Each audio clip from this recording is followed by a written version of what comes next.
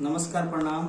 हम काकू बोलमुआ ताई। आज हम बहुत खुश बनी कि बाबा हमारा साथे बनी, शंभू बाबा। वही बात बाबा बुआ, हम जिंदगी भर साथे रहे। एकदम ये प्यार और ये मोहब्बत चाहिए। जरूर मिली बबुआ, जरूर मिली। हाँ तो शंभू बाबा का कहता नहीं बोलो। कहे हमार बाबू काकू बोलमुआ, परेशानी में बनी। परेशानी में मत रहो, सब परेशानी भगवान का कृपा से दूर हो जाये। एगो कुछ सुनाओ हमार बाबू हमार। कि सैया लइका नियन सूत जाला कोरा में। ये शंभू बाबा का हो उता कोरवे में सूत जाता हो। अभी का लड़काई के चाल नहीं छूटल, कटोरे कटोरे दूध पियता। सही बात बा। हाँ आवरी का करता रे ये काकू बोलमुआ। कि सैया लइका नियन सूत जाला कोरा में, दिया के अजोरा में ना।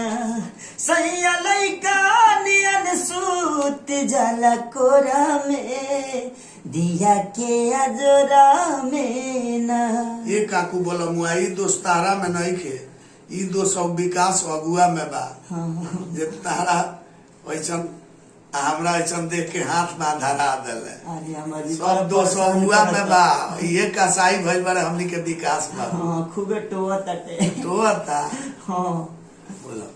अरे चढ़ली जवानी हमारे हर से जीपो। रोज मुका छाती मारी अपना करेज पर। रोज मुका छाती मारी अपना करेज पर। कि कहियो हाथ ना लगावे टिकोड़ा में। अरे बोल रहा काकू बोलमुआ, छा गइलो। कि कहियो हाथ ना लगावे टिकोड़ा में। जय हो। दिया के अजोरा में ना। सैया लइका नियन सूत जाला कोरा में, दिया के अजोरा में ना।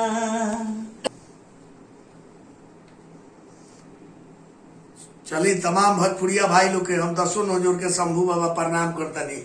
हमरा आशा ना पूर्ण विश्वास बा जे रउआ लोनी के हम सेवक शंभू बाबा हरदम सेवा कइले बानी सब कलाकार लोग खातिर। तो हम अपना काकू बोलमुआ खातिर रउआ सब से दसों नौजोर के प्रार्थना करब जैसे हमरा खेसारी बाबू के दुलार प्यार आशीर्वाद दे के रउआ सब आगे बढ़ौनी।